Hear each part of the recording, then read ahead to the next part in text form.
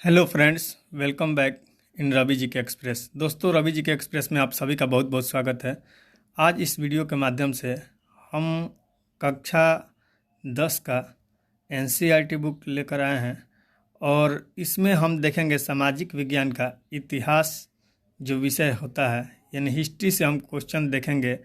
और चैप्टर का नाम है भारत में राष्ट्रवाद, यानी ये अध्याय 2 है। जो अध्याय 2 में आपको एनसीईआरटी 10th में दिया है भारत में राष्ट्रवाद, उसी का प्रश्न उत्तर हम इस वीडियो के माध्यम से देखेंगे। और जितने भी सारे प्रश्न बनेंगे हम आइए देखते हैं देर न करते हुए। और आपसे एक बात बता दें कि यदि आप चैनल पर नए हो तो पहले चैनल को सब्सक्राइब कर लीजिए और बेल आइकन प्रेस कर लीजिए, ताकि आपको समय समय पर नोटिफिकेशन मिलता रहे जब भी हम वीडियो अपलोड करें। और दोस्तों, वीडियो यदि अच्छा लगेगा तो लाइक और शेयर जरूर से ज़रूर कीजिए। तो चलिए हम देर न करते हुए वीडियो में आगे बढ़ते हैं। तो देखिए दोस्तों, फर्स्ट में जो क्वेश्चन है वो कह रहा है रोलेट एक्ट कब लागू हुआ था। तो दोस्तों, जो रोलेट एक्ट है ये कब लागू हुआ था, तो ये 1919 में लागू हुआ था, यानी 1919 में रोलेट एक्ट लागू हुआ। कब हुआ? 1919 में। ठीक है, चलिए नेक्स्ट क्वेश्चन देख लेते हैं। नेक्स्ट क्वेश्चन है आपके सामने, गांधी जी दक्षिण अफ्रीका से भारत कब लौटे। यानी गांधी जी भारत कब लौटे थे? दक्षिण अफ्रीका जब गए थे गांधी जी, तो वहाँ से भारत कब आए थे? तो ये आए थे 9 जनवरी 1915 को ये भारत लौटे थे। इसीलिए 9 जनवरी के दिन भारतीय प्रवासी दिवस मनाया जाता है। क्या मनाया जाता है भारत में? प्रवासी भारतीय दिवस, ठीक है, मनाया जाता है 9 जनवरी को। तो ये भी डाटा ध्यान में रखिएगा। चलिए नेक्स्ट क्वेश्चन देख लेते हैं। यानी गांधी जी दक्षिण अफ्रीका से भारत कब लौटे? तो 9 जनवरी 1915 को लौटे थे। ठीक है, तो राइट आंसर 1915 हो जाएगा। नेक्स्ट क्वेश्चन है, जलियांवाला बाग हत्याकांड कब और कहाँ हुआ। तो ये 13 अप्रैल 1919 को अमृतसर में हुआ था।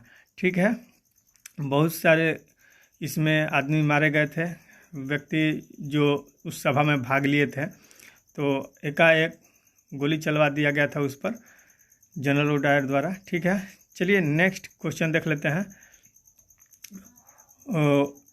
इनलैंड एमिग्रेशन एक्ट क्या था। तो इनलैंड एमिग्रेशन एक्ट जो था उसके बारे में आइए जान लेते हैं ये क्या था। तो देखिए दोस्तों, बागानों में काम करने वाले मजदूरों को इस एक्ट के तहत बिना इजाज़त बागान से बाहर जाने की अनुमति नहीं थी। यानी जो भी मजदूर थे वो बागान में काम करते थे, तो मजदूरों को ये एक ऐसा एक्ट था, इनलैंड एमिग्रेशन एक्ट। इस एक्ट के तहत बिना अनुमति के, यानी जब तक इजाज़त नहीं मिलेगा तो उसको बाहर जाने की अनुमति नहीं थी। ठीक है, तो इसी को इनलैंड इमिग्रेशन एक्ट कहा जाता है। ठीक है, जब तक आपको अनुमति नहीं मिलेगा, आज्ञा नहीं मिलेगा, तो आपको बागान से बाहर नहीं जाना है। ठीक है, तो यही इनलैंड इमिग्रेशन एक्ट कहलाता था। चलिए नेक्स्ट क्वेश्चन देख लेते हैं। नेक्स्ट है, गांधी जी ने असहयोग आंदोलन कब और किस घटना से वापस लिया। तो देखिए दोस्तों, गांधी जी क्या थे? ये अहिंसावादी थे। और क्या हुआ, ये कहते थे कि सत्य और अहिंसा का राह अपनाना चाहिए। लेकिन क्या हुआ, 5 फरवरी, कब? 5 फरवरी 1922 के दिन एक घटना होता है। ठीक है, वो कौन सा घटना होता है? चौरी चौरा कांड होता है। ठीक है, इसमें क्या हुआ कि क्रांतिकारियों ने आग लगा दिया था। ठीक है, तो इसीलिए पुलिस स्टेशन में आग लगा दिया था। चौरी चौरा जो पुलिस स्टेशन था वहाँ पर आग लगा दिया था। उसमें बहुत से सिपाही जल भी गए थे। तो इसीलिए गांधी जी थोड़ा विक्षुब्ध हो गए, थोड़ा व्याकुल हो गए और कहें कि ये रास्ता गलत है। इसीलिए असहयोग आंदोलन उन्होंने वापस ले लिया। ठीक है, तो चलिए देखते हैं नेक्स्ट क्वेश्चन। खिलाफत आंदोलन कब और किसके द्वारा शुरू किया गया। तो खिलाफत आंदोलन शुरू किया गया था अली बंधु के द्वारा। किसके द्वारा? अली बंधु ने खिलाफत आंदोलन शुरू किया, अली बंधु। और ये अली बंधु कौन कौन थे? तो एक थे शौकत अली और एक थे मोहम्मद अली। तो यही दोनों बंधु मिलकर खिलाफत आंदोलन शुरू किए थे, तो इसीलिए इनको अली बंधु कहा जाता है शौकत अली को और मोहम्मद अली को। ये कब किए थे? खिलाफत आंदोलन कब हुआ था? 1919 में, जिस समय रोलेट एक्ट पारित हुआ था। उसी समय जलियांवाला बाग हत्याकांड भी हुआ था। तो ये सारा डेट याद करना है। जलियांवाला बाग हत्याकांड कब हुआ था? तो 13 अप्रैल 1919 को हुआ था। ठीक है, ये भी ध्यान में रखिएगा। चलिए नेक्स्ट क्वेश्चन देख लेते हैं। नेक्स्ट क्वेश्चन है, कांग्रेस में समाजवादी विचारधारा लाने वाले 2 नेताओं के नाम बताइए। तो कौन कौन थे नेता? जवाहरलाल नेहरू थे और सुभाष चंद्र बोस थे। चलिए नेक्स्ट क्वेश्चन देख लेते हैं। गांधी जी ने असहयोग आंदोलन कब और किस घटना से वापस लिया? देखिए, तो वही क्वेश्चन रिपीट कर दिया है। तो 1922 में 5 फरवरी 1922 के दिन चौरी चौरा घटना हुआ था। इसीलिए गांधी जी विक्षुब्ध होकर आप वापस ले लिए असहयोग आंदोलन, क्योंकि चौरी चौरा पुलिस स्टेशन में आग लगा दी गई थी क्रांतिकारियों के द्वारा। नेक्स्ट क्वेश्चन है, स्वराज पार्टी का गठन किसने किया? तो देखिए, तो ये 1922 में हुआ चौरी चौरा कांड, और फिर इनसे जाकर अलग होकर मोतीलाल नेहरू और चित्तरंजन दास ने स्वराज पार्टी का स्थापना कर दिया। और कब किए? तो 1923 में। कब किए? 1923 में कर दिए। कौन कौन? मोतीलाल नेहरू और प्लस में कौन थे? चित्तरंजन दास। कौन थे? चित्तरंजन दास। ठीक है, तो ये भी ध्यान में रखिएगा। तो इन्होंने किया। चलिए नेक्स्ट क्वेश्चन देख लेते हैं। नेक्स्ट क्वेश्चन है, पिकेटिंग का क्या अर्थ होता है? तो पिकेटिंग क्या है? देखिए, ये भी एक छोटा प्रकार का आंदोलन है, प्रोटेस्ट है। इसमें क्या किया जाता है पिकेटिंग में, कि कोई भी व्यक्ति है, कोई भी आदमी है, जैसे दैनिक जीवन में आप कहीं दुकान में जाते हैं कोई सामान लाने, या फैक्ट्री वगैरह में कहीं भी काम करने आप जाते हैं, तो इसमें क्या किया जाता है, उनको रोक दिया जाता है, वहाँ पर जाने नहीं दिया जाता है। इस आंदोलन के द्वारा, इस प्रोटेस्ट के द्वारा, ये छोटा सा होता है, तो इसके द्वारा उन पर रोक लगा दिया जाता है कि कहीं आपको बाहर निकलना नहीं है। ठीक है, तो आइए देख लेते हैं पिकेटिंग का क्या अर्थ है। तो देखिए, प्रदर्शन या विरोध का एक ऐसा स्वरूप जिसमें लोग किसी दुकान, फैक्ट्री, दफ्तर के भीतर जाने का रास्ता रोक लेते हैं, तो इसी को पिकेटिंग कहते हैं। चलिए नेक्स्ट क्वेश्चन देख लेते हैं। पूर्ण स्वराज की मांग कब और कहाँ की गई? तो पूर्ण स्वराज की मांग 1929 में जवाहरलाल नेहरू की अध्यक्षता में किया गया, कांग्रेस के लाहौर अधिवेशन में। तो यानी पूर्ण स्वराज कब हुआ? तो 1929 का लाहौर अधिवेशन है, उसी में पूर्ण स्वराज की मांग की गई। किसके द्वारा? तो जवाहरलाल नेहरू के द्वारा। ठीक है, चलिए नेक्स्ट क्वेश्चन देख लेते हैं। डॉक्टर अंबेडकर ने दलितों के लिए कौन सी एसोसिएशन को संगठित किया और कब किया? यानी जो डॉक्टर भीमराव अंबेडकर थे, वो दलितों के लिए यानी निचले वर्गों के लिए कौन से एसोसिएशन का संगठन किया और कब किया? तो आइए देख लेते हैं। डॉक्टर अंबेडकर ने 1930 में दलितों के लिए दमित वर्ग एसोसिएशन बनाया। कौन वर्ग? दमित वर्ग एसोसिएशन बनाया। कब बनाया? 1930 में। ठीक है, चलिए नेक्स्ट क्वेश्चन देख लेते हैं। वंदे मातरम गीत के रचयिता कौन थे? तो ये बंकिम चंद्र चटर्जी थे। ठीक है, और इसको आनंद मठ से लिया गया है। चलिए नेक्स्ट देख लेते हैं। वैध शासन व्यवस्था का क्या अर्थ होता है? देखिए दोस्तों, वैध शासन व्यवस्था, उत्तर नहीं दिया है, लेकिन चलिए हम बता देते हैं वैध शासन व्यवस्था का अर्थ क्या होता है। तो देखिए दोस्तों, जो वैध शासन व्यवस्था होता है, इसको सीधे तौर पर बोला जाए तो जनता द्वारा जो चुनी सरकार होती है, यानी जनता द्वारा चुनी गई सरकार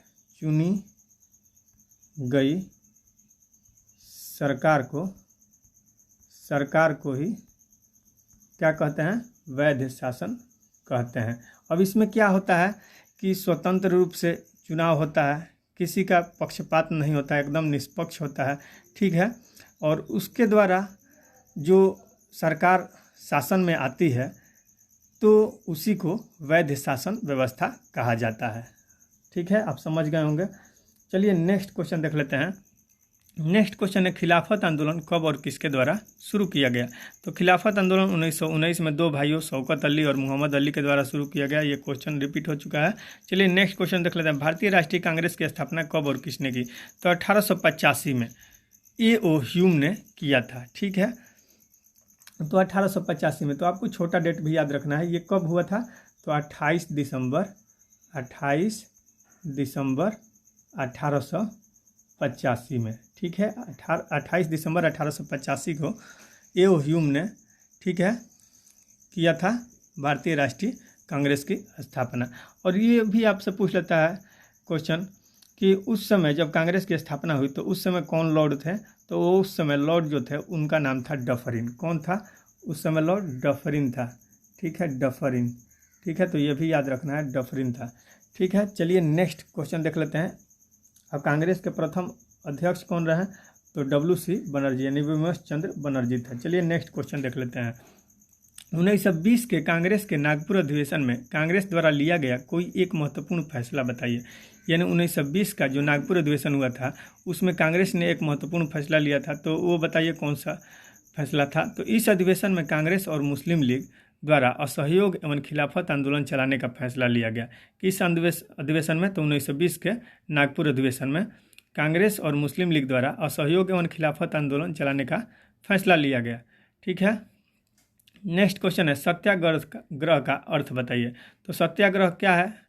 तो देखिए, सत्याग्रह का अर्थ सत्य के लिए आग्रह करना है, यानी सत्य के लिए आग्रह करना ही सत्याग्रह है। ठीक है, यदि उद्देश्य सच्चा है और अन्याय के खिलाफ है तो उत्पीड़न के खिलाफ मुकाबला करने के लिए शारीरिक बल की आवश्यकता नहीं है।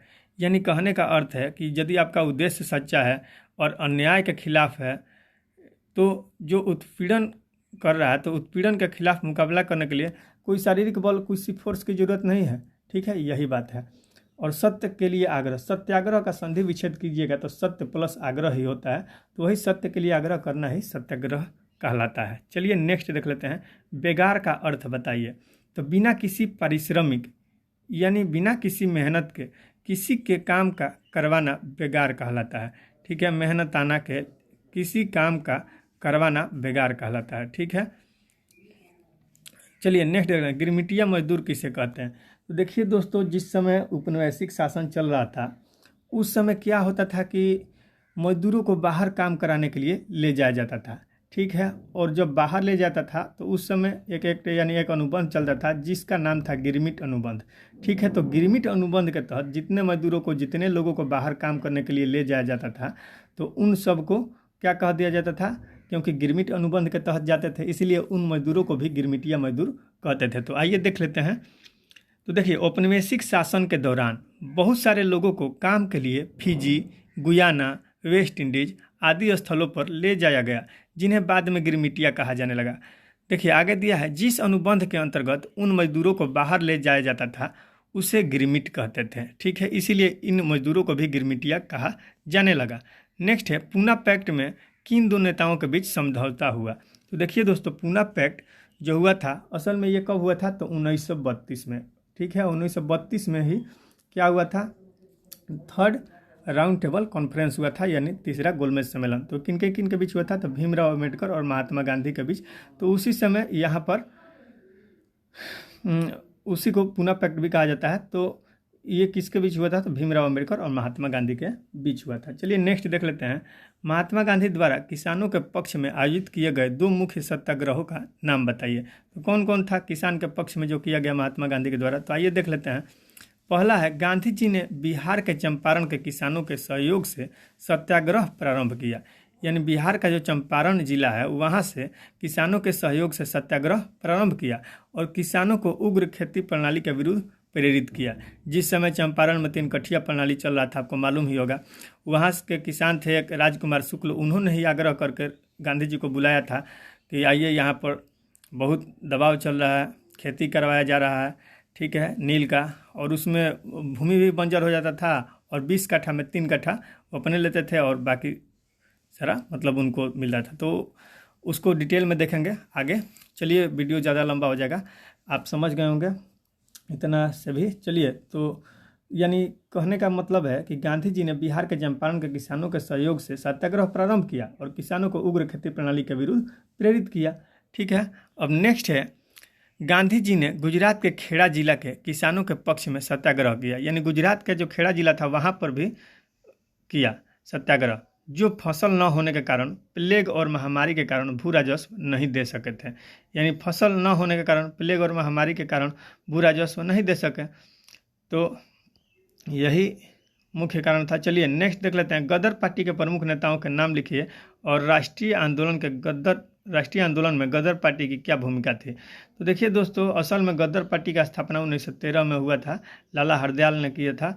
तो आइए देख लेते हैं, गदर पार्टी के प्रमुख नेताओं के नाम थे रास बिहारी बोस, लाला हरदयाल, मैडम कामा और राजा महेंद्र प्रताप। और गदर पार्टी का स्थापना कब हुआ था? तो 1913 में हुआ था। ठीक है, सैन फ्रांसिस्को में हुआ था, ये भी याद रखिएगा। ठीक है, चलिए नेक्स्ट देख लेते हैं। अब देखिए इसका 2 ठो पॉइंट भी दिया है। तो देखिए इस पार्टी के नेताओं के, किस पार्टी है? गदर पार्टी। इस पार्टी के नेताओं ने विदेशों में अंग्रेजी सरकार के विरुद्ध जनमत तैयार किया। यानी विदेश में क्या किया? अंग्रेजी सरकार के विरुद्ध में जनमत तैयार किया। फिर क्या देता है? गदर पार्टी के प्रमुख नेताओं ने राष्ट्रीय आंदोलन में बढ़ चढ़कर भाग भी लिया, हिस्सा भी लिया। नेक्स्ट है भारतीय नेताओं के, नेक्स्ट प्रश्न है, भारतीय नेताओं के 1919 में रोलेट एक्ट के विरोध करने के क्या कारण थे? इन रोलेट एक्ट का विरोध करने का क्या कारण था? जो कि इंडियन लीडर जो थे वो उसका विरोध कर दिए, तो उसका भी कुछ कारण होगा। तो देखिए इसका आंसर होगा, पहला तो पॉइंट ये हो जाएगा कि इस कानून ने अंग्रेजी सरकार को यह शक्ति दे दी थी कि वह किसी भी व्यक्ति को बिना मुकदमा चलाए जेल में डाल दे। यानी इसी को बिना वकील बिना दलील, मतलब क्या कहा जाता था कि शक के आधार पर ही किसी को बंदी बनाया जा सकता था। ठीक है, शक हो गया कि ये गलत काम किया है, भले ही वो दोषी हो या निर्दोष हो, उसको बंद कर दिया जाता था, बंदी बना लिया जाता था। तो वही कारण था कि इस पर भारतीय नेता जो थे विरोध किया। दूसरा पॉइंट है, उसके लिए किसी वकील दलील और अपील की अनुमति नहीं थी। हाँ, और जिसको बंद कर लिया जाता था उसको कोई किसी वकील का भी और कोई सी दलील और किसी अपील की भी करने की अनुमति नहीं थी कि हमको क्यों बंद कर लिया गया है। नेक्स्ट पॉइंट है, यह कानून भारतीयों को उत्पीड़ित करने के उद्देश्य से लाया गया था। ठीक है, ये तो बहुत इम्पोर्टेंट है। और उससे क्या होगा? शक के एक आधार पर बंद किया जाता है, भले ही वो निर्दोष हो, और उसमें वो अपना अपील भी करेगा तो उसका अपील की अनुमति भी, सुनवाई भी नहीं होगी, तो उसको उत्पीड़ित ही न किया जा रहा है। तो मुख्य उद्देश्य इसका यही था कि भारतीयों को उत्पीड़ित किया जाए। नेक्स्ट है, अंग्रेजी शासन रोलेट एक्ट लाकर स्वतंत्रता संग्राम की लहर को दबाना चाहती थी। यानी जो स्वतंत्रता संग्राम जो कौन करेंगे? जो क्रांतिकारी हैं वही ना करेंगे, जिनके पास समझ है वही करेंगे। और क्या होगा कि रोलेट एक्ट आ जाएगा तो उससे क्या किया जाएगा कि जो मेन क्रांतिकारी है उसी को बंदी बना लिया जाएगा और उसको किसी अपील की करने की भी सुनवाई नहीं होगी। तो इससे क्या होगा? सारे दहशत में आ जाएंगे, जो नीचे के नेता होंगे, दब जाएगा विद्रोह अपने आप। तो क्या होगा? स्वतंत्रता नहीं मिल पाएगा। तो स्वतंत्रता संग्राम की लहर को दबाना चाहते थे अंग्रेजी शासन। ठीक है, तो यही मुख्य कारण था कि विरोध किए भारतीय नेता। चलिए नेक्स्ट देख लेते हैं, भारतीयों ने साइमन कमीशन का विरोध क्यों किया? तो भारतीयों ने साइमन कमीशन का विरोध क्यों किया था? तो इसका आंसर हो जाएगा, भारतीयों द्वारा साइमन कमीशन का विरोध किए जाने के निम्नलिखित कारण थे। क्या क्या था? तो इस कमीशन में कोई भी भारतीय सदस्य नहीं था। ठीक है, साइमन कमीशन में कोई भी भारतीय सदस्य था ही नहीं। और दूसरा पॉइंट हो जाएगा, इस कमीशन की धाराओं में भारतीयों को स्वराज दिए जाने का कोई जिक्र नहीं था। ठीक है, और इस कमीशन का यह भी कारण था कि इस कमीशन की धाराओं में भारतीयों को स्वराज दिए जाने का कोई जिक्र ही नहीं था। ठीक है, चलिए नेक्स्ट देख लेते हैं, अंग्रेजों द्वारा साइमन कमीशन को लाने का क्या उद्देश्य था? साइमन कमीशन लाने का उद्देश्य क्या था? ये आइए देखते हैं, इसके भी निम्नलिखित कारण है। तो फर्स्ट पॉइंट है, 1919 के गवर्नमेंट ऑफ इंडिया एक्ट की समीक्षा की जा सके।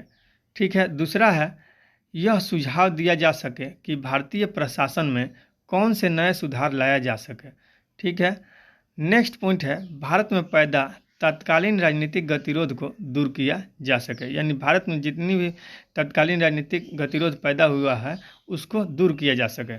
ठीक है, यही सब कारण था साइमन कमीशन लाने का। ठीक है, नेक्स्ट है, पूना पैक्ट क्या है? इस पर संक्षिप्त टिप्पणी लिखिए। तो देखिए इसके बारे में तो थोड़ा सा जिक्र किए ही थे, ऊपर में आया था कि पूना पैक्ट किसके किसके बीच हुआ था। तो भीमराव अम्बेडकर और महात्मा गांधी के बीच 1932 में हुआ था। तो आइए देख लेते हैं, उत्तर होगा, महात्मा गांधी ने ब्रिटिश निर्णयों के विरुद्ध जेल में रहते हुए अनिश्चितकालीन उपवास रख लिया था।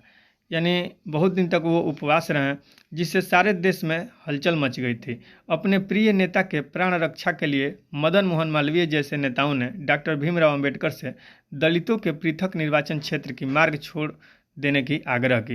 यानी जो मदन मोहन मालवीय हैं, ठीक है, इन्होंने भीमराव अम्बेडकर से दलित वर्ग के लिए जो अलग निर्वाचन क्षेत्र था उसका मार्ग छोड़ देने का आग्रह किया। इस विषय पर दोनों पक्षों में 25 सितंबर 1932 को एक समझौता हुआ, जिसे पूना पैक्ट कहा गया। यानी पूना पैक्ट कब हुआ था? 25 सितंबर 1932 को। ठीक है, नेक्स्ट है, गांधी जी ने असहयोग आंदोलन को वापस लेने का फैसला क्यों किया था? तो आपको मालूम ही है, चौरी चौरा घटना जो हो गया था पुलिस स्टेशन को लगा दिया गया था, जला दिया गया था, इसीलिए असहयोग आंदोलन को वापस लिए थे। ठीक है। और दूसरा कारण वे सोचने लगे कि यदि लोग हिंसक हो जाएंगे तो अंग्रेजी सरकार भी उत्तेजित हो जाएगी, जिससे निर्दोष लोग भी मारे जाएंगे। ऐसे में उन्होंने 1922 में इस आंदोलन को वापस लेने ही उचित समझा। नेक्स्ट है खिलाफत और असहयोग आंदोलन से क्या तात्पर्य। इस आंदोलन के प्रमुख नेताओं के नाम लिखिए। तो देखिए, खिलाफत आंदोलन के बारे में पहले देख लेते हैं। तो खिलाफत आंदोलन दो अली भाइयों जो कि थे मोहम्मद अली और शौकत अली, जिनके बारे में हमने पीछे बताया भी है, उन्होंने 1919 में शुरू किया, क्योंकि मित्र राष्ट्रों ने तुर्की को पराजित करके उसकी बहुत सी बस्तियों को आपस में बड़े अन्यायपूर्ण ढंग से बांट लिया था। कांग्रेस के नेताओं ने इन अली भाइयों के पूर्ण साथ दिया।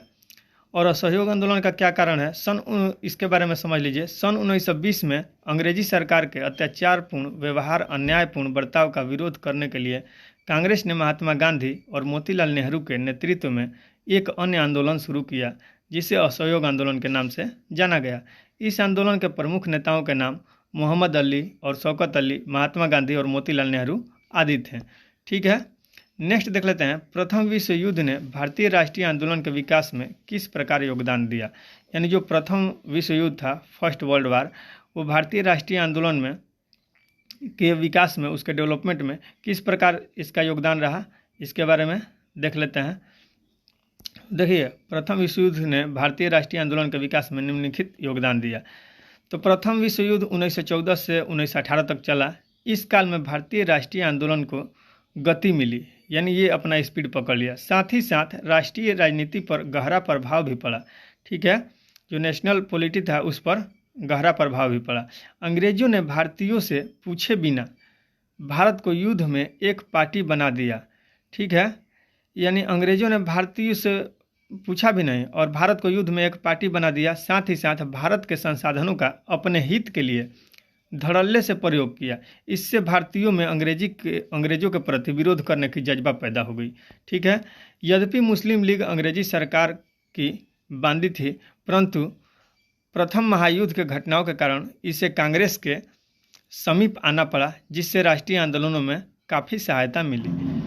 नेक्स्ट पॉइंट है, इस महायुद्ध के कारण मुस्लिम, विशेषकर मुस्लिम लीग अंग्रेजों के विरुद्ध हो गए, क्योंकि महायुद्ध की समाप्ति के बाद मित्र राष्ट्रों ने तुर्की के साथ बहुत बुरा बर्ताव किया।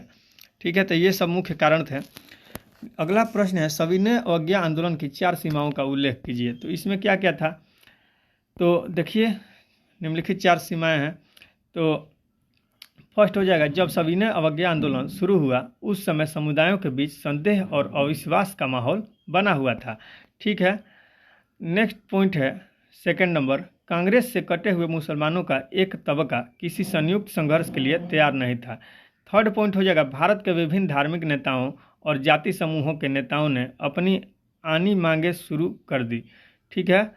जिससे सविनय अवज्ञा आंदोलन के प्रति इन्होंने खास रुचि नहीं दिखाई। ठीक है। धीरे धीरे हिंदू और मुसलमानों के बीच संबंध खराब होते गए। खराब तो होगा ही जब ऐसा स्थिति पैदा हो गया है। तो धीरे धीरे हिंदू और मुसलमानों के बीच संबंध खराब होते गए।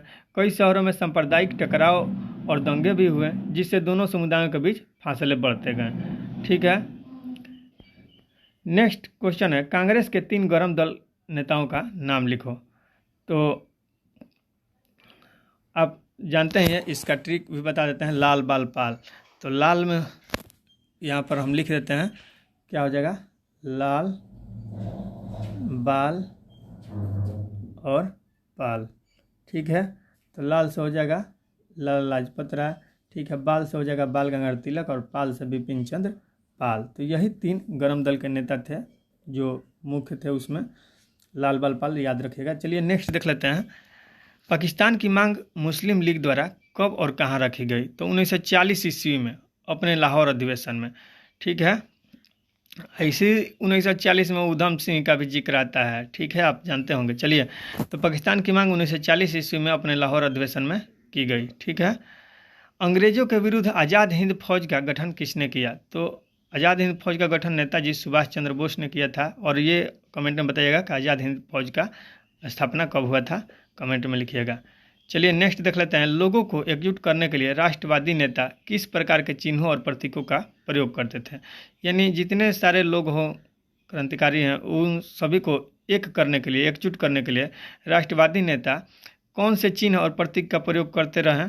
तो राष्ट्रवादी नेताओं ने भारत के विभिन्न हिस्सों में राष्ट्रीय आंदोलन को गति देने के लिए विभिन्न प्रतीकों और चिन्हों का प्रयोग कर रहे थे। तो उसमें देखिए फर्स्ट में है, बंगाल में स्वदेशी आंदोलन के दौरान एक तिरंगा झंडा जो कि हरा, पीला और लाल रंग का था तैयार किया गया, ठीक है, जिसमें ब्रिटिश भारत के 8 प्रांतों का प्रतिनिधित्व करते कमल के 8 फूल और हिंदुओं व मुसलमानों का प्रतिनिधित्व करता एक अर्धचंद्र दर्शाया गया। तो उसमें अर्धचंद्र था, वो किसका प्रतिनिधित्व करता था, हिंदू और मुसलमान का, ठीक है। भारत के 8 जो प्रांत थे उनका प्रतिनिधित्व कौन कर रहा था, तो कमल के 8 फूल कर रहे थे, ठीक है। तो ये सारा चीज़ ध्यान में रखना है। चलिए दूसरा पॉइंट हो जाएगा, गांधी जी ने भी स्वराज का झंडा तैयार कर लिया, यह भी सफ़ेद हरा लाल था। तो ये कैसा था, सफ़ेद हरा लाल, और वो कैसा था, हरा लाल और पीला, हरा लाल और पीला था, ठीक है, जो बंगाल में तैयार किया गया था। और गांधी जी ने जो तैयार किया था वो पीला की जगह सफ़ेद हो गया था, यानी सफ़ेद हरा लाल था, ठीक है। ऐसे भी अहिंसा का प्रतीक सफ़ेद ही होता है। तो देखिए रंग का तिरंगा था, इसके मध्य में गांधीवादी प्रतीक चरखों को महत्व दी गई थी, क्योंकि गांधी जी चरखा चलाते थे, तो इसलिए चरखा का प्रतीक मध्य में दिया गया था, जो कि स्वावलंबन का प्रतीक था। ये चरखा किसका प्रतीक था, स्वावलंबन का प्रतीक था, ठीक है। अब देखिए संक्षेप में लिखें, यानी इसका व्याख्या करना है जो पॉइंट दिया गया है। तो देखिए क में दिया गया, उपनिवेशों में राष्ट्रवाद के उदय की प्रक्रिया उपनिवेशवाद विरोधी आंदोलन से जुड़ी हुई क्यों थी। तो आइए इसके बारे में चर्चा करते हैं। देखिए उपनिवेशवाद विरोधी आंदोलन उपनिवेशों में उत्पीड़न और दमन के साथ गहराई से जुड़ा हुआ था। यानी उपनिवेशवाद क्या था, विरोधी आंदोलन उपनिवेशों में उत्पीड़न और दमन के साथ गहराई से जुड़ा हुआ था। किसी भी औपनिवेशिक शासक के खिलाफ संघर्ष आपसी एकता के बिना संभव नहीं था। अलग अलग लोगों के अलग अलग हित और सबकी अपनी समस्याएं थी, सबका अपना अपना प्रॉब्लम भी था। आज़ादी के सबके अपने मायने थे, परंतु राष्ट्रवाद के उदय के साथ ही औपनिवेशिक शासकों के साथ संघर्ष का ढंग ही बदल गया।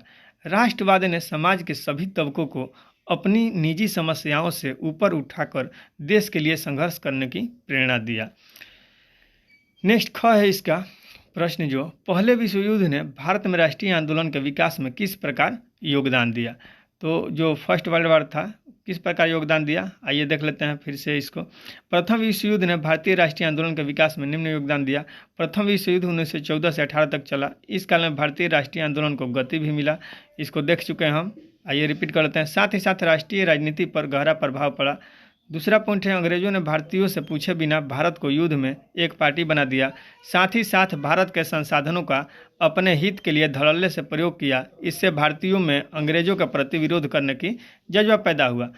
थर्ड पॉइंट है, यद्यपि मुस्लिम लीग अंग्रेजी सरकार को बांधी थी, परंतु प्रथम महायुद्ध के घटनाओं के कारण इसे कांग्रेस के समीप अपना आना पड़ा, जिससे राष्ट्रीय आंदोलन में काफ़ी सहायता मिली। चौथा पॉइंट है, इस महायुद्ध के कारण मुस्लिम लीग, विशेषकर मुस्लिम लीग अंग्रेजों के विरुद्ध हो गए, क्योंकि महायुद्ध की समाप्ति के बाद मित्र राष्ट्रों ने तुर्की के साथ बहुत बुरा बर्ताव किया। नेक्स्ट क्वेश्चन है ग नंबर, भारत के लोग रोलेट एक्ट के विरोध में क्यों थे। इसका उत्तर हो जाएगा, भारतीयों के रोलेट एक्ट के विरोध करने के निम्नलिखित कारण थे। इस कानून में अंग्रेजी सरकार को यह शक्ति दे दी थी कि वह किसी भी व्यक्ति को बिना मुकदमा चलाए जेल में डाल दे। उसके लिए किसी वकील, दलील और अपील की अनुमति नहीं थी। यह कानून भारतीयों को उत्पीड़ित करने के उद्देश्य से लाया गया था। अंग्रेजी शासन रोलेट एक्ट लाकर स्वतंत्रता संग्राम की लहर को दबाना चाहती थी। नेक्स्ट है, गांधी जी ने असहयोग आंदोलन को वापस लेने का फैसला क्यों किया।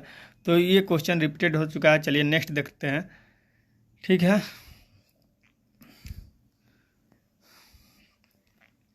सत्याग्रह के विचार का क्या मतलब है। तो सत्याग्रह के विचार का मतलब भी आपको बता चुके हैं, सत्य की शक्ति पर आग्रह और सत्य की खोज पर जोर, ठीक है। दूसरा हो जाएगा इसका, प्रतिशोध या बदले की भावना के बिना संघर्ष करना, यानी संघर्ष कीजिए लेकिन उसमें प्रतिशोध और बदले की भावना भी नहीं होनी चाहिए, ठीक है, यही सत्याग्रह का मतलब है।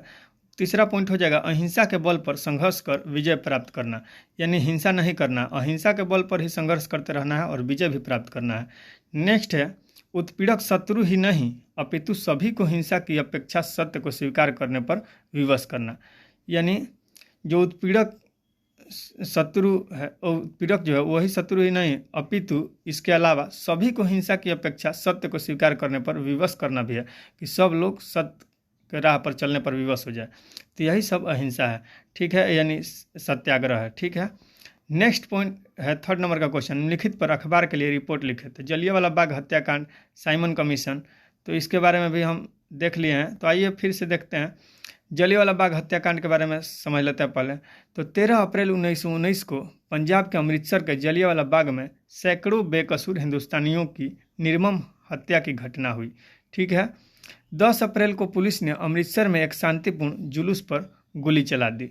इसके बाद लोग बैंकों, डाक खानों और रेलवे स्टेशनों पर हमले करने लगे। मार्शल लॉ लागू कर दिया गया और जनरल डायर ने कमान संभाल ली, ठीक है। मार्शल लॉ जब लागू किया गया तो उस समय जनरल डायर ने कमान संभाला। उस दिन अमृतसर में बहुत सारे गांव वाले एक मेले में शिरकत करने के लिए जलियांवाला बाग मैदान में जमा हुए थे। यह मैदान चारों तरफ से बंद था।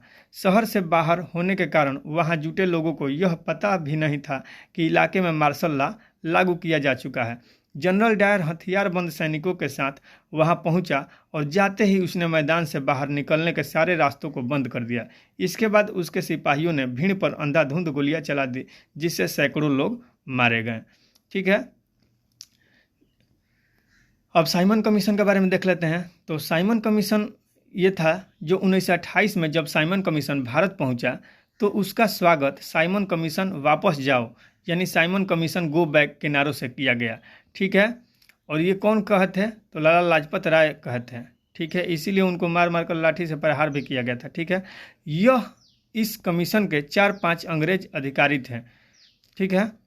कांग्रेस और मुस्लिम लीग जैसी सभी पार्टियों ने इस कमीशन के विरोध प्रदर्शन में भाग लिया। अंग्रेजों द्वारा साइमन कमीशन को लाने के निम्नलिखित उद्देश्य थे। क्या क्या उद्देश्य था? 1919 के गवर्नमेंट ऑफ इंडिया एक्ट की समीक्षा की जा सके, और दूसरा पॉइंट यह रहा कि यह सुझाव दिया जा सके कि भारतीय प्रशासन में कौन से नए सुधार लाया जा सके, ठीक है। तीसरा पॉइंट है भारत में पैदा जितने भी तत्कालीन राजनीतिक गतिरोध है उसको भी दूर किया जा सके, ठीक है। परंतु भारतीयों के इसके विरोध के निम्नलिखित कारण थे। इस कमीशन में कोई भारतीय सदस्य था ही नहीं। इस कमीशन की धाराओं में भारतीयों के स्वराज दिए जाने का कोई जिक्र ही नहीं था कि भारतीयों को स्वराज दिया जाएगा, इसीलिए इसका विरोध किया गया है, ठीक है। नेक्स्ट 4 नंबर का क्वेश्चन है, इस अध्याय में दी गई भारत माता की छवि और अध्याय 1 में दी गई जर्मेनिया की छवि की तुलना कीजिए। तो अध्याय 1 में जो यूरोप में राष्ट्रवाद था उस अध्याय का, और ये अध्याय 2 में भारत में राष्ट्रवाद है, इस अध्याय में जो है भारत माता की छवि और यूरोप में राष्ट्रवाद में जो दिया गया था जर्मेनिया की छवि, उसका तुलना करने का, कंपैरिजन करने का कहा गया है। तो आइए देखते हैं। तो भारत माता को एक सन्यासिनी के रूप में शांत, गंभीर, दैवी और आध्यात्मिक गुणों वाली दर्शाया गया है। इसके विपरीत जर्मेनिया को बलूत वृक्षों के पत्तों के मुकुट पहने हुए दिखाया गया है। जर्मेनिया को क्या दिखाया गया है? बलूत वृक्ष के पत्तों के मुकुट पहने हुए दिखाया गया है, क्योंकि जर्मनी में बैलेट वीरता का प्रतीक है, ठीक है। जर्मनी में वीरता का प्रतीक क्या है? बैलेट है, इसीलिए बलूत वृक्षों के पत्तों को मुकुट पहने हुए दिखाया गया है। इस प्रकार दोनों भारत माता और जर्मेनिया को शक्ति के स्वरूप में दिखाया गया है, परंतु भारत माता सन्यासिनी के गुणों से भी युक्त है, ठीक है। अब चर्चा करना है। क्वेश्चन 1 देख लीजिए। 1921 में असहयोग आंदोलन में शामिल होने वाले सभी सामाजिक समूहों की सूची बनाइए। इसके बाद उनमें से किन्हीं 3 को चुनकर उनकी आशाओं और संघर्षों के बारे में लिखते हुए यह दर्शाइए कि वे आंदोलन में शामिल क्यों हुए। तो देखिए 1921 में असहयोग आंदोलन में शामिल होने वाले सभी सामाजिक समूहों की सूची। तो पहला हो जाएगा मध्य वर्ग। तो देखिए इसमें देखते हैं आशा। इनकी आशा थी कि युद्ध के दौरान जो भी मुसीबतें जैसे महंगाई, जबरन भर्ती, अधिक कर यानी ज़्यादा टैक्स, वह समाप्त हो गई, परंतु ऐसा नहीं हुई, ठीक है। मध्य वर्ग का ये आशा थी, ये इच्छा थी कि युद्ध के दौरान जो भी मुसीबतें आई, जैसे महंगाई हुआ, जबरन भर्ती कराया गया, ज़्यादा टैक्स लगाया गया, वो सभी समाप्त हो जाएंगे, लेकिन ऐसा नहीं हुआ, ठीक है। संघर्ष के बारे में देखिए कि संघर्ष कैसा रहा। तो विद्यार्थियों ने स्कूल कॉलेज का बहिष्कार कर दिया। शिक्षक द्वारा त्याग पत्र दिए गए, वकीलों द्वारा वकालत छोड़ी गई इत्यादि। ठीक है, किसान के बारे में देख लेते हैं। किसान की क्या आशा थी? तो किसानों को आशा थी कि उनका लगान कम होगा, बेगार का अंत होगा तथा ताल्लुकदारों और जमींदारों के अत्याचार समाप्त होंगे। किसानों की दशा बहुत खराब थी। ठीक है, अब इनके संघर्ष के बारे में देखें। किसानों ने जमींदारों का बहिष्कार करने के लिए नाई धोबी बंद का फैसला किया, बाजारों में लूटपाट की गई और अनाज के गोदामों का धिक्कार किया गया। ठीक है, नेक्स्ट देख रहे हैं बागानों के मजदूर के बारे में। तो बागानों के मजदूर के क्या आशा इच्छा थे, तो देख लीजिए। बागानों के मजदूरों को आशा थी कि अब स्वतंत्र रूप से अपने गांव आ जा सकते हैं। स्वतंत्रता का अर्थ उनके गांव से संपर्क था तथा अपनी ज़मीन वापस मिलना था। स्वतंत्रता का अर्थ क्या था? उनके लिए फ्रीडम यही था कि उनका अब गांव से संपर्क नहीं टूटेगा और अपना ज़मीन वापस मिल जाएगा। लेकिन वही था ना, जो मजदूर थे, आप समझते थे गिरमिटिया मजदूर, तो उनको बाहर काम के लिए ले जाया जाता था। ठीक है, तो वो आप देख ही चुके हैं। तो चलिए अब इनके संघर्ष के बारे में देखते हैं। तो बागानों के मजदूरों ने बागान छोड़कर अपने घर जाने का प्रयत्न किया, परंतु रेलवे और स्टीमरों की हड़ताल के कारण वह पहुंच ना सके। पुलिस द्वारा पकड़कर उनकी निर्मम पिटाई भी की गई। इस तरह उनकी आशाएं पूरी नहीं हुई। अब देखिए क्वेश्चन नंबर 2 है, नमक यात्रा की चर्चा करते हुए स्पष्ट करें कि यह उपनिवेशवाद के खिलाफ प्रतिरोध का एक असरदार प्रतीक था। ठीक है, देखिए फर्स्ट में है, देश को एकजुट करने के लिए गांधी जी को नमक एक शक्तिशाली प्रतीक महसूस हुआ। यानी पूरे देश को एकजुट बनाने के लिए गांधी जी के मन में आया कि नमक जो है, इस पर यदि प्रकाश डाला जाए तो ये एक शक्तिशाली प्रतीक महसूस हुआ उन्हें। ठीक है, क्योंकि नमक का प्रयोग सभी वर्ग के लोग करते थे और नमक भोजन का एक अभिन्न हिस्सा भी था। ठीक है, दूसरा पॉइंट है, गांधी जी ने 11 मांगों में नमक कर को भी सम्मिलित किया। जो 11 ठो मांग की गई थी उसमें गांधी जी ने नमक को भी सम्मिलित कर दिया। उन्होंने लॉर्ड इरविन को पत्र लिखा और कहा कि उनकी मांगें 11 मार्च तक न मानी गई तो कांग्रेस सविनय अवज्ञा आंदोलन प्रारंभ कर देगी। ठीक है, तीसरा पॉइंट है, नमक आंदोलन के दौरान महात्मा गांधी की गई गतिविधियां थी, जैसे प्रतिदिन 10 मील सफ़र करना, भाषणों में स्वराज का अर्थ स्पष्ट करना, सभाओं में लोगों की अपार भीड़, नमक कारखानों के समक्ष प्रदर्शन इत्यादि। नेक्स्ट है थर्ड नंबर क्वेश्चन, कल्पना कीजिए कि आप सिविल नाफरमानी आंदोलन में हिस्सा लेने वाली महिला हैं। बताइए कि इस अनुभव का आपके जीवन में क्या अर्थ होता। तो देखिए, अगर मैं इसका उत्तर होता, अगर मैं सिविल नाफरमानी अर्थात सविनय अवज्ञा आंदोलन में भाग लेने वाली महिला होती तो मेरे लिए यह गर्व की बात होती, क्योंकि मैं निम्नलिखित कार्यक्रम में भाग लेती। क्या क्या होता है एक महिला के लिए यह भाग? मैं भी अन्य सत्याग्रहियों की तरह 1000 औरतों के साथ गांधी जी के भाषण सुनती और उन पर अमल करती। ठीक है, मैं विभिन्न जुलूसों में भाग लेती और नमक बनाकर नमक कानून उल्लंघन करती। थर्ड पॉइंट है, एक महिला क्या कहेगी कि मैं विदेशी कपड़े व शराब की दुकानों पर अहिंसात्मक ढंग से धरना देती और आने वाली खरीदारों से शांतिपूर्वक प्रार्थना करती कि वे विदेशी वस्तुएं न खरीदें। यानी विदेशी का बहिष्कार हर कोई करता, पुरुष हो या महिला हो। ठीक है, अच्छी बात है। चलिए नेक्स्ट देख लेते हैं। फोर्थ नंबर क्वेश्चन, राजनीतिक नेता पृथक चुनाव क्षेत्रों के सवाल पर क्यों बटे हुए थे? तो देखिए, राजनीतिक नेताओं के पृथक निर्वाचन क्षेत्रों के सवाल पर बंटने के निम्नलिखित कारण थे। क्या क्या थे? तो फर्स्ट में दलितों के लिए अलग निर्वाचन क्षेत्र के सवाल पर दूसरे गोलमेज सम्मेलन में महात्मा गांधी के साथ उनका काफ़ी विवाद हुआ। थर्ड है, गांधी जी का मत था कि दलितों के लिए अलग निर्वाचन क्षेत्रों की व्यवस्था से समाज में उनके एकीकरण की प्रक्रिया धीमी पड़ जाएगी। थर्ड पॉइंट क्या होगा? दलित आंदोलन से जुड़े नेता कांग्रेस के नेतृत्व में चल रहे राष्ट्रीय आंदोलन को शंका की दृष्टि से ही देखते थे। फोर्थ पॉइंट हो जाएगा, मुस्लिम लीग के नेता भी मुसलमानों के लिए अलग निर्वाचन क्षेत्र की मांग कर रहे थे। यानी जो मुस्लिम लीग के नेता थे वो भी मुसलमानों के लिए अलग निर्वाचन क्षेत्र की मांग कर रहे थे। फिफ्थ नंबर पॉइंट हो जाएगा मोहम्मद अली जिन्ना। ठीक है, तो मोहम्मद अली जिन्ना भी मुसलमानों के लिए अलग निर्वाचन क्षेत्र के बदले केंद्रीय सभा में आरक्षित सीटों की मांग कर रहे थे। ठीक है, हिंदू महासभा के नेताओं ने भी इसके उलट बयान दिए। यानी हिंदू महासभा के जितने नेता थे इसके उल्टे बयान दिए अपोजिट साइड में। ठीक है, नेक्स्ट प्रश्न है, मोहम्मद अली जिन्ना की क्या मांग थी? तो देखिए, मोहम्मद अली जिन्ना ने क्या मांग किया था? इन्होंने तो पाकिस्तान की भी मांग की थी। चलिए नेक्स्ट देखते हैं उत्तर इसका। उनका कहना था कि अगर मुसलमानों को केंद्रीय सभा में आरक्षित सीटें दी जाएं और मुस्लिम बहुल प्रांतों जैसे बंगाल और पंजाब हो गया, वहाँ पर मुस्लिम की अधिक मात्रा में संख्या थी, तो मुस्लिम बहुल प्रांतों जैसे बंगाल और पंजाब में मुसलमानों को आबादी के अनुपात में प्रतिनिधित्व दिया जाए, वे मुसलमानों के लिए अलग निर्वाचन क्षेत्रों की मांग छोड़ने के लिए तैयार हैं। ठीक है, इनका कहना यह था। अब देखिए एनसीईआरटी सोशल साइंस चैप्टर 2 परीक्षा उपयोगी प्रश्नोत्तर, यहाँ से भी है। सत्याग्रह का मूल मंत्र क्या था? तो क्या था सत्याग्रह का मूल मंत्र? अहिंसा के द्वारा किसी को भी जीता जा सकता है। संघर्ष में अंततः सत्य की ही जीत होती है। बिल्कुल सही है, आपका संघर्ष अन्याय के खिलाफ है। ठीक है, नेक्स्ट है उत्पीड़क से मुकाबला के लिए शारीरिक बल की आवश्यकता नहीं है, जो कि हम पहले देख चुके हैं। गांधी जी का विश्वास था कि अहिंसा का यह धर्म सभी भारतीयों को एकता के सूत्र में बांध सकता है। नेक्स्ट है सभी सामाजिक समूह स्वराज की अमूर्त अवधारणा से प्रभावित नहीं थे, क्यों? तो उसका उत्तर हो जाएगा सभी सामाजिक समूह स्वराज की अमूर्त अवधारणा से प्रभावित नहीं थे। यह बात बिल्कुल सत्य है, जिसके निम्नलिखित कारण थे। कौन कौन से कारण हो जाएंगे? तो देश के हर वर्ग और सामाजिक समूहों पर उपनिवेशवाद का एक जैसा असर नहीं था, उनके अनुभव भी अलग अलग थे। दूसरा हो जाएगा अलग अलग समूहों के लिए स्वराज के मायने भी भिन्न भिन्न थे और सबके अपने हित थे। थर्ड पॉइंट हो जाएगा बहुत से पढ़े लिखे भारतीय और अमीर लोग सीधे तौर पर अंग्रेजों से जुड़े थे, जिनके अपने अपने हित थे।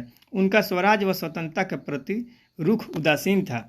फोर्थ पॉइंट हो जाएगा किसानों की अपनी समस्याएं थी, जबकि अंग्रेजी सेना में शामिल भारतीय सिपाहियों की भी अपनी समस्याएं थी। फिफ्थ पॉइंट हो जाएगा स्वराज आंदोलन के लिए इन समूहों को खड़ा करना एक बहुत बड़ी समस्या थी। इनके एकता में भी टकराव के बिंदु निहित थे। नेक्स्ट पॉइंट हो जाएगा गांधी जी ने सविनय अवज्ञा आंदोलन के लिए नमक को ही मुख्य हथियार क्यों बनाया? तो गांधी जी जानते थे कि नमक एक ऐसी वस्तु है जो भारत के सभी लोग उपयोग करते हैं, चाहे वे अमीर हो या गरीब हो। गांधी इरविन समझौता क्या था? इस प्रश्न को भी देख लीजिए। तो 5 मार्च 1931 को गांधी जी ने इरविन के साथ एक समझौते पर दस्तखत किया, जिसमें गांधी जी ने लंदन में होने वाले दूसरे गोलमेज सम्मेलन में हिस्सा लेने पर अपनी सहमति व्यक्त कर दी। इससे पहले कांग्रेस गोलमेज सम्मेलन का बहिष्कार कर चुकी थी। इसके बदले ब्रिटिश सरकार राजनीतिक बंदियों को रिहा करने पर राजी हो गई। जो ब्रिटिश सरकार थी, अंग्रेज थे, वो जितने भी बंदी थे, बंदी बनाकर रखा था, उसको रिहा करने के लिए राजी भी हो गई थी। गांधी और इरविन के बीच इस समझौते को गांधी इरविन समझौता कहा जाता है, जो कि 5 मार्च 1931 को हुआ था। नेक्स्ट प्रश्न है किन 2 उद्योगपतियों के नेतृत्व में उद्योगपतियों ने भारतीय अर्थव्यवस्था पर औपनिवेशिक नियंत्रण का विरोध किया? तो आइए देखते हैं। तो इसका उत्तर हो जाएगा पुरुषोत्तम दास जो टंडन थे, वो ठाकुर दास और जीडी बिरला। ठीक है, ये सभी थे। तो फिक्की की स्थापना कब हुई? आइए देख लेते हैं। फिक्की की स्थापना 1927 ईस्वी में हुआ था। ठीक है, तो फिक्की का फुल फॉर्म बता दीजिएगा कमेंट में क्या होता है। ठीक है, नेक्स्ट है भारतीय व्यापारी और उद्योगपतियों ने औपनिवेशिक नीतियों का विरोध क्यों किया? यानी भारतीय व्यापारी थे और जितने भी उद्योगपति थे, इन्होंने औपनिवेशिक नीतियों का, जो औपनिवेशिक पॉलिसी थी, उनका विरोध करना शुरू किया। तो वो क्यों किए? उनकी क्या मांगे थी? तो आइए देखते हैं। पहले विश्व युद्ध के दौरान भारतीय व्यापारियों और उद्योगपतियों ने भारी मुनाफा कमाया था। यानी जो फर्स्ट वर्ल्ड वार हुआ 1914 से 18 के बीच, तो जितने भी व्यापारी थे, ठीक है, उद्योगपति थे, वो बहुत मुनाफा कमा लिए थे और वे ताकतवर हो चुके थे। अपने कारोबार को फैलाने के लिए उन्होंने ऐसी औपनिवेशिक नीतियों का विरोध किया जिनके कारण उनकी व्यावसायिक गतिविधियों में रुकावट आती थी। उनकी मांगे निम्नलिखित थी। क्या क्या थी? तो फर्स्ट में था उनका मांग, वे विदेशी वस्तुओं के आयात से सुरक्षा चाहते थे। यानी विदेशी वस्तुओं को अपनाना नहीं चाहते थे, उसका आयात नहीं करना चाहते थे। ठीक है, निर्यात का बात नहीं हो रहा। निर्यात मतलब यहाँ से दूसरे कंट्री में पहुँचाना, वो निर्यात कहलाता है, लेकिन दूसरे कंट्री से अपने देश में आना, उसको आयात कहा जाता है। ठीक है, तो वे विदेशी वस्तुओं के आयात से सुरक्षा चाहते थे। रुपया स्टर्लिंग, दूसरा पॉइंट है, रुपया स्टर्लिंग विदेशी विनिमय अनुपात में बदलाव चाहते थे। ठीक है, नेक्स्ट प्रश्न है भारतीय व्यापारियों और उद्योगपतियों ने औपनिवेशिक नीतियों के विरोध में कौन कौन से कदम उठाए? तो देखिए, भारतीय व्यापारी उद्योगपतियों ने औपनिवेशिक नीतियों के विरोध में निम्नलिखित कदम उठाए। क्या क्या था? तो फर्स्ट हो जाएगा व्यावसायिक हितों को संगठित करने के लिए उन्होंने 1920 में भारतीय औद्योगिक एवं व्यावसायिक कांग्रेस यानी Indian industrial and commercial Congress और 1927 में भारतीय वाणिज्य एवं उद्योग परिसंघ, जिसको बोलते हैं federation of Indian chamber of commerce and industry, इसी का नाम होता है फिक्की, जो कि हम बोले थे कि कमेंट में उत्तर दीजिएगा। तो फिक्की का फुल फॉर्म क्या होता है? Federation of Indian chamber of commerce and industry, तो इसी का गठन किया गया 1927 में। तो आप समझ ही गए। और Indian industrial and commercial Congress, जिसको भारतीय औद्योगिक व्यवसायिक कांग्रेस कहा जाता है, तो इसकी स्थापना कब की है? तो 1920 में। ठीक है। दूसरा पॉइंट है, उद्योगपतियों ने भारतीय अर्थव्यवस्था पर औपनिवेशिक नियंत्रण का विरोध किया। ठीक है। पहले सिविल नाफरमानी आंदोलन का समर्थन किया। ठीक है। थर्ड पॉइंट है, उन्होंने आंदोलन को आर्थिक सहायता दी और आयातित वस्तुओं को खरीदने या बेचने से इनकार कर दिया। ठीक है। जितनी भी बाहर से वस्तुएं आती थी, आयात होती थी, उनको खरीदना और बेचना दोनों तरफ से इनकार किया, बहिष्कार किया। नेक्स्ट है फोर्थ नंबर पॉइंट, ज़्यादातर व्यवसायी स्वराज को एक ऐसे युग के रूप में देखते थे जहां कारोबार पर औपनिवेशिक पाबंदियां नहीं होगी और व्यापार व उद्योग निर्बाध ढंग से फल फूल सकेंगे। नेक्स्ट प्रश्न है, भारतीय उद्योगपतियों द्वारा व्यावसायिक हितों को संगठित करने के लिए किन 2 व्यावसायिक संगठनों का गठन किया गया? तो फर्स्ट में हो जाएगा भारतीय औद्योगिक एवं व्यावसायिक कांग्रेस यानी Indian industrial and commercial Congress का 1920 में, और 1927 में फिक्की का स्थापना हुआ। नेक्स्ट है, गोलमेज सम्मेलन के विफलता के बाद, यानी जो राउंड टेबल कॉन्फ्रेंस था उसके विफल होने के बाद व्यावसायिक संगठनों का उत्साह मंद क्यों पड़ गया?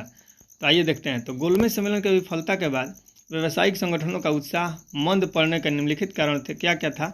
उन्हें उग्र गतिविधियों का भय था, वे लंबी अशांति की आशंका से भग्न थे, आशंकित थे, कांग्रेस के युवा सदस्यों में समाजवाद के बढ़ते प्रभाव से डरे हुए थे। यही सारे मुख्य उसके कारण थे। नेक्स्ट प्रश्न देखते हैं, औद्योगिक श्रमिक वर्ग ने सविनय अवज्ञा आंदोलन के नागपुर के अलावा और कहीं भी बहुत बड़ी संख्या में हिस्सा नहीं लिया, कारण बताइए, इसका कारण क्या था? तो उत्तर हो जाएगा, उस समय बड़े बड़े उद्योगपति कांग्रेस के नज़दीक आ रहे थे, जिससे मजदूर वर्ग कांग्रेस से छिटकने लगे थे। मजदूर कांग्रेस से देश में समाजवादी नीतियां चाहते थे, परंतु उद्योगपति कांग्रेस के युवा समाजवादी नेताओं से प्रभाव से डरे हुए थे। कांग्रेस अपने कार्यक्रम में मजदूरों की मांगों को समाहित करने में हिचकिचा रही थी। कांग्रेस को लगता था कि इससे उद्योगपति आंदोलन से दूर चले जाएंगे और साम्राज्यवाद विरोधी ताकतों में फूट पड़ेगी। ठीक है, यही सारा महत्वपूर्ण बिंदु है इसके। ठीक है, तो प्रश्न देख लेते हैं नेक्स्ट, सविनय अवज्ञा आंदोलन या नमक सत्याग्रह आंदोलन में औरतों की भूमिका का वर्णन कीजिए।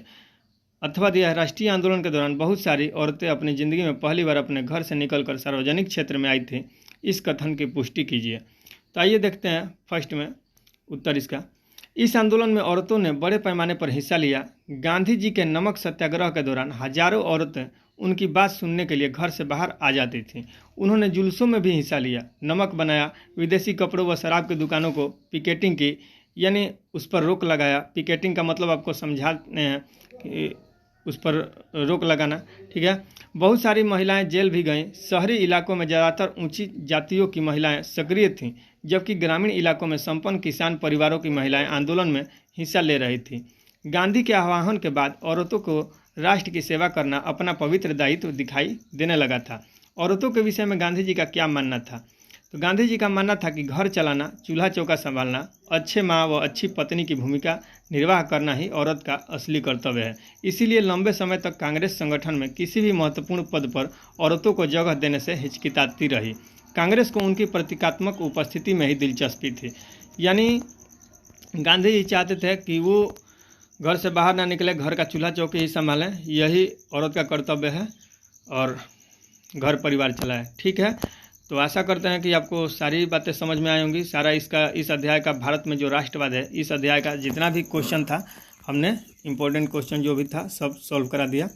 तो आशा करते हैं कि आपको वीडियो अच्छा लगा होगा। यदि अच्छा लगा होगा तो लाइक और शेयर, सब्सक्राइब भी कीजिए और लाइक और शेयर दबा के कीजिए। मिलते हैं नेक्स्ट वीडियो में, तब तक के लिए आज्ञा दीजिए।